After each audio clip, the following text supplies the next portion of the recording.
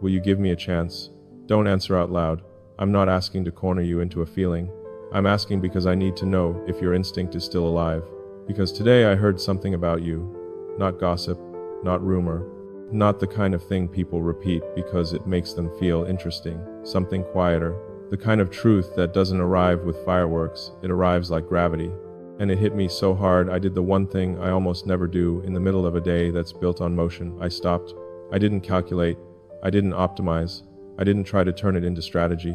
I just sat there with the information like it was a sealed envelope, and I thought, my future wife doesn't know what I heard about her today, but she will. That's the title, right? And I'm not using it as a tease. I'm using it as a promise. Now, before you get uncomfortable, let me make this clean. This is a story. A private conversation in public lighting. Call me Elon in this story if you want. Or don't. What matters is the energy behind the words steady, protective, and honest. Because the first thing you should understand is this. Most people think love begins with chemistry. I don't. I think love begins the moment you realize someone's character doesn't bend when the room changes. And what I heard about you today, it wasn't dramatic. It wasn't cinematic. It was the kind of detail that only matters if you understand what loyalty actually costs. You know the difference between someone who's nice and someone who's safe. Nice is easy when life is easy. Safe is rare when life gets messy. And from what I heard, you're safe. I've spent years learning how to read systems, how to spot patterns before they become problems, how to identify weak points in structures so they don't collapse under stress. That's what engineering does to your brain. It teaches you to look past the surface and ask, what happens when pressure hits? And here's the part most people don't expect. You start running that same question on humans. Not in a cynical way, in a protective way. Because when you've built things that affect millions, when you've carried responsibility, most people will never touch you. Stop being impressed by sparkle. You start craving stability. And the thing I heard about you today, it was stability wearing ordinary clothes. Someone told me about a season you lived through with another person. Not the kind of hard that gets sympathy and flowers and quick applause. The kind of hard that drags on. The kind that's inconvenient. The kind that makes most people send a text, like I'm here if you need me, and then quietly disappear. But you didn't disappear. You stayed. And I'm telling you, when I heard that, something clicked in me like a lock, recognizing the right key. Because I've watched people change around money. I've watched people bend around access. I've watched admiration turn into entitlement the second they realize what proximity could do for them. And I don't even blame them for being human. But it teaches you this. A lot of people don't actually want you. They want what standing near you says about them. They want the reflected glow. And then someone like you shows up, not asking, not maneuvering, not performing, and suddenly the room gets quiet in a way that feels holy, because you were practicing the only thing I can't manufacture: constancy. Let me say it in plain language. You proved you can love without leverage. You protected someone who couldn't protect themselves, and you did it without announcing it, without turning it into a personality, without needing a reward. That's not just kindness. That's a code. That's a value system that doesn't negotiate with convenience. And the moment I heard it, I thought, if she stayed for someone who had nothing to offer her, then she's not the kind of woman who gets confused when life gets heavy. She's the kind of woman who becomes the calm inside it. Now here's the part where most people mess this up. They would rush in. They would try to turn that truth into a pickup line. They'd weaponize it into "See, you're special. Choose me." I'm not doing that. Because if what I heard about you is real, and I believe it is, then you don't need a man to sell you yourself. You need a man who respects the way you move through the world and approaches you like something valuable that deserves time. So I'm not going to spill everything in the first breath. I'm going to do what power should do when it's mature. I'm going to use restraint. Because yes, people think power is a sword. They're wrong. Power, when it's healthy, is a shield. It's not something you swing. It's something you hold between what's precious and what's predatory. And I need you to hear this clearly, especially if you're the kind of woman who's been lonely in a way you don't talk about. If anyone ever messages you pretending to be me, asking for money, gift cards, crypto, help secrets, that is not romance. That is theft in a costume. Real love never demands you betray your own safety. Now, back to the envelope. You don't know what I heard, but you will. And when you do, I want you ready for what it implies. Because it's not just you're a good person, it's bigger than that. It's this. If you can stay in the long, unglamorous middle, the part where nobody claps, nobody sees, and nothing gets easier, then you're the kind of woman who can stand beside a life that comes with pressure, noise, projection, and weight, and not lose yourself. That's what I'm measuring. not how loudly you feel, not how quickly you attach, not whether you can flatter a man with a complicated life. I'm measuring whether your character holds when the weather changes. And today I got a signal, a strong one. So, here's my question one more, and I want you to answer it honestly, even if the answer is just inside your chest. When someone sees you, really sees you, not for what you've built, but for what you've protected, do you run? Or do you stay long enough to be chosen on purpose? Because my future wife doesn't know what I heard about her today, but she will. And when I tell you, it won't be to impress you, it'll be to honor you. If this hit you, leave a quiet comment, I stayed, nothing else, just that. When I say I heard something about you today, I'm not talking about a rumor, I'm talking about a receipt, not a screenshot, not a dramatic confession, a real-life proof of who you are when nobody is clapping. And it's almost funny how the world keeps trying to reduce women like you into a cliché. They'll call you too soft, like softness is weakness. They'll call you too loyal, like loyalty is a lack of options. They'll call you too old to want something big, like desire has an expiration date. But what I heard wasn't a cliché. It was the kind of detail that makes you realize some people don't love because it's convenient, they love because it's how they're built. So let me tell it to you the way my mind naturally organizes truth. Receipt 1. You stayed when leaving was logical. Someone told me about a time you could have walked away. No scandal, no spotlight. Just a slow, exhausting season. One of those seasons that doesn't look dramatic from the outside, but it quietly drains the people living inside it. A friend, someone close, someone who needed more than encouragement. And you didn't do the thing most people do when life becomes inconvenient. You didn't turn it into a speech. You didn't use it for sympathy. You didn't disappear with a polite excuse. You stayed, not because you were trapped, not because you didn't know your worth, but because your character doesn't fold under pressure. That single fact tells me more than 100 I love you messages ever could. Because anyone can feel love when it's warm and easy. The world is full of people who can be sweet for a weekend, but staying is expensive. Staying costs time, it costs energy. It costs that quiet part of your life nobody sees, and you paid it anyway. Receipt 2. You gave loyalty without a contract. Here's where it gets real. A lot of people help when there's something to gain. They help when it builds their image. They help when it earns them points. They help when it guarantees future favors. But what I heard about you had no transaction in it. You didn't stay because it bought you anything. You stayed because leaving would have betrayed who you are. That's a different species of loyalty. That kind of loyalty doesn't come from desperation. It comes from inner law. You move like someone who has a private code, a standard you follow even when nobody is watching. And I can't overstate how rare that is, especially in a world that teaches people to treat everything as a marketplace. Even love, especially love. Receipt 3. You didn't turn pain into performance. This might be the part that hit me the hardest. Because the modern world rewards people for broadcasting their suffering. It rewards the look at what I endured energy. It rewards the public breakdown. It rewards turning heartbreak into a brand. But you didn't do that. You carried the weight quietly. And I know what that usually means. It means you've had nights where you stared at a ceiling and told yourself, it's fine, I can handle it. It means you've been strong in ways that never got witnessed. And that kind of strength has a side effect. It makes you doubt whether anyone will ever take care of you. It makes you wonder if love is always going to feel like work, like responsibility. Like you're the one holding the emotional roof up so the whole house doesn't collapse. So when I heard you lived through something heavy and stayed tender anyway, I didn't think, oh, she's easy to impress. I thought, she's not impressed by anything. She's not chasing anything. She's been forged, and she's still soft. That's dangerous in the best way. Because a woman like that doesn't need a man, she chooses one. And if she chooses you, it's not because she's starstruck. It's because she's sure. Now I'm going to do something most people won't do. I'm going to hold a boundary. I'm not going to tell you who told me. I'm not going to give you the details like entertainment.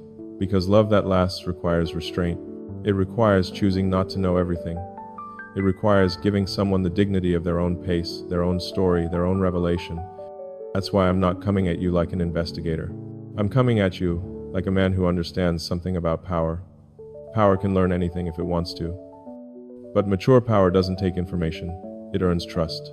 And you, whether you realize it or not, you're the kind of woman who can tell the difference between being pursued and being respected. So here's the real shift. What I heard about you today didn't just make me admire you. It made me recalculate. Because if you stayed in someone else's storm when you didn't have to, then you won't crumble when life gets loud around us. You won't need constant reassurance. You won't panic at pressure. You won't treat love like a performance review. You'll treat it like what it is, a decision, a direction, a home. And that brings me to the part I haven't said out loud yet, the part that's going to matter to you if you've ever been lonely in the specific way loyal women get lonely. I don't want a woman who needs me to feel valuable. I want a woman who already knows she's valuable and still has the courage to let a man love her openly. Because that takes more bravery than people admit. Letting yourself be loved after you've been the strong one for too long feels like stepping into sunlight without armor. And that's exactly where this is going next. Because the next thing I need you to understand is this: I don't love like a sword, I love like a shield. And if that sentence just did something to your chest good, that means you're listening with the right part of you. Here's what most people misunderstand about a man with power. They think power means you get to take attention, take access, take information, take whatever you want because you can. That's immature power. Mature power does the opposite. It covers, it carries weight so the fragile parts don't have to. And when I heard what I heard about you today, it reminded me of something I've learned the hard way. The stronger you are, the gentler your hands should be. That's not poetry. That's engineering. If you've ever held something valuable, something that could break you, don't squeeze it harder. You build the right container around it. So when I say I have a shield, I'm not talking about walls. I'm not blocking you out. I'm protecting the space where something real could actually grow without being trampled by noise.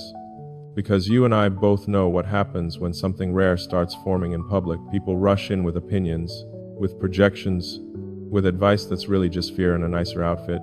They'll tell you be careful, but what they mean is stay small. They'll tell you don't get your hopes up, but what they mean is don't change. And if you're the kind of woman I think you are, you've spent years learning how to survive other people's uncertainty. You've learned to speak softly so nobody calls you too much. You've learned to laugh things off so nobody sees how deeply you feel. You've learned to carry your loneliness like a private language. So let me be the one to say this plainly. If you ever step toward love again, it has to feel safe, not chaotic. It has to feel clear, not confusing. It has to feel steady, not like you're waiting for someone to change their mind. That's what my shield is for. And it starts with a choice most people don't know how to make. I can know everything. I choose not to. You might not realize how rare that is. Because when you have resources, you can turn curiosity into certainty in a single afternoon. You can gather facts, track patterns, map the entire terrain of someone's life. But love that lasts doesn't begin with control. It begins with permission. So I'm not going to investigate you. I'm not going to collect you like data. I'm going to earn you. That means I won't expose details that aren't mine to expose. I won't name who told me. I won't turn your private strength into public entertainment. Because the kind of woman who stays when others leave deserves dignity. And dignity is quiet. Here's the second thing my shield means: I don't use power like a sword. A sword is for domination, for winning, for making someone feel smaller so you can feel bigger. That's not love. Love, real love, protects. It wraps around the parts of you that have been bruised by time and disappointment and still says, you don't have to flinch here. If you've ever dated someone who loved you like a storm, hot, intense, dramatic, then you know exactly what I'm not offering. I'm not offering adrenaline. I'm offering peace. And peace isn't boring when you've lived through enough chaos. Peace is intoxicating when you've been the strong one for too long. Now let's talk about the part nobody says out loud. Being chosen can feel heavy. Not because you don't want it, but because you're afraid it comes with a cost. You're afraid you'll have to perform. You're afraid you'll have to compete with younger women, louder women, shinier women. You're afraid you'll have to become someone else to keep a man's attention. Listen to me, if you have to become someone else to be kept, you were never loved. You were being rented. I'm not renting. I'm building. And building has standards. So, my shield also includes rules, the kind that protect you from confusion. No disappearing acts, no almost love, no punishment through silence, no games where you're forced to guess what you did wrong. If I'm here, I'm here. And if I'm not, you'll know. Because your nervous system deserves stability. You've spent enough years adapting to other people's unpredictability. The last thing my shield protects is the middle. Most people fall in love in the beginning. The beginning is easy. The beginning is flattering. The beginning is chemistry and possibility and cute messages that make you feel 22 again. But character doesn't reveal itself in the beginning. Character reveals itself in the middle. The middle is where life interrupts, where schedules get heavy, where stress shows up, where someone disappoints you a little and you find out how they repair. And the thing I heard about you today, it told me you don't just shine in the beginning, you hold steady in the middle. That means if we ever build something real, something that changes your life in ways you can't yet picture, you won't be the kind of woman who panics when the weather shifts. You'll be the kind of woman who says, okay, tell me what's true. Tell me what we're doing, and I'll decide. That's why I paused today, because the world can call that ordinary. I call it rare. And it makes me want to move carefully but confidently, because the next step isn't more poetry. The next step is a test, not a cruel test, a clean one. A simple question that reveals whether you can be loved without bracing for impact, and whether I can be the kind of man worthy of the way you stay. If you've been listening closely, you already know what I'm doing. I'm not trying to win you with intensity. I'm not trying to hypnotize you with compliments. I'm doing something slower. I'm watching for the moment your nervous system stops bracing, because that's the real tell. A woman like you, especially you, doesn't fall for words. You've heard words. You've heard forever from men who couldn't manage a weekend. You've heard you're special from men who said the same line to 3 people before you. You've heard promises that sounded beautiful right up until they required effort. So no, I'm not asking you to believe me. I'm asking you to test me. And I'm going to test you too, not because I doubt you, but because I respect what's at stake if you're real. Because here's the truth, nobody says out loud, being chosen sounds romantic until it's actually happening. Then it can feel like pressure. Not because you don't want it, but because being seen that clearly can make you feel exposed. Like someone is standing too close to the private parts of you you've kept locked for years. So, let me ask you something direct. Have you ever felt the weight of being chosen before you felt ready? Not chosen like he likes you, chosen like he's not playing, he's deciding. That kind of choice doesn't just touch your heart, it touches your history. It touches every time you had to be the steady one. Every time you were strong because you didn't have permission to be soft. Every time you told yourself, I'm fine, and meant no one is coming. That's why I'm careful.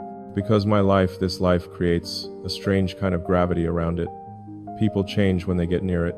They perform, they compete, they pretend they're not impressed while quietly calculating what it could do for them. And if you're the woman I think you are, that kind of chaos doesn't excite you, it exhausts you. So this is the test, simple, clean, 3 questions. Test 1, can you let yourself be loved without auditioning? A lot of women have learned to earn love. They become useful, they become easy, they become the one who never asks for too much. They do emotional labor with a smile so no one calls them demanding. But if you do that with me, I'll stop you. Because my future wife doesn't get chosen because she performs well. She gets chosen because she's herself, even when being herself risks rejection. So can you do that? Can you show up without editing your feelings into something more acceptable? Can you say, I want you to be consistent without apologizing for wanting consistency?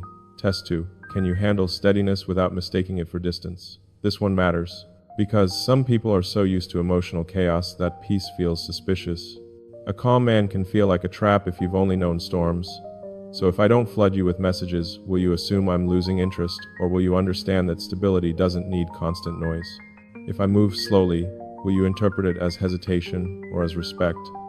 Because what I'm offering isn't a dopamine spike. It's a structure, a place your heart can finally stop pacing. Test 3, can you stay in the middle? This is the real test. Not the beginning. Anyone can be great in the beginning. The beginning is easy. The beginning is chemistry and imagination and late night what if energy. But love isn't proven in the beginning. Love is proven in the middle. The long, unglamorous, unwitnessed middle, where nobody is cheering, nobody is posting, nobody is applauding you for continuing.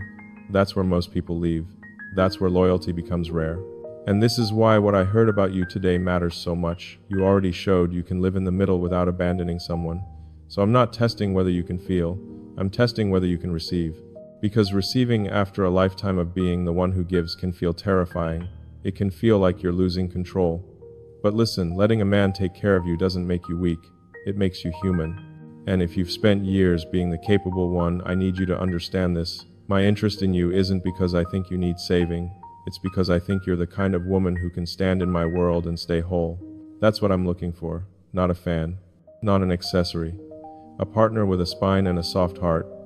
So here's the deal I'm making with you quietly, seriously. I'm not going to rush the reveal of what I heard today. I'm going to earn the moment when it lands the right way.